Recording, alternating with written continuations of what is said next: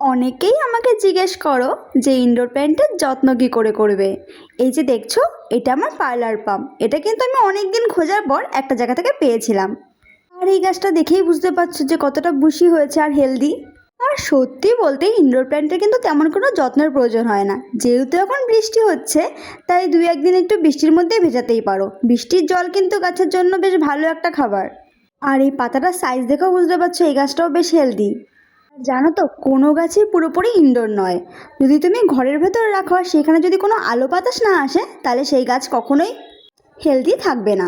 আর তাই ইনডোর গাছ হলেও সেটাকে এমন জায়গায় রাখবে যাতে শেডের নিচে থাকে আর একটু ব্রাইট সানলাইট আসে। ঠিক এমন জায়গাতেই রাখলে পাতা কিন্তু ঠিক এইভাবেই শাইন করবে।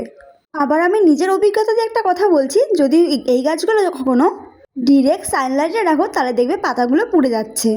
তাই গাছকে একটু শেডের নিচে রাখবে আর একটু বুঝে জল দেবে, আর বৃষ্টির জন্য একটু বৃষ্টির জল খাবে, ব্যাস।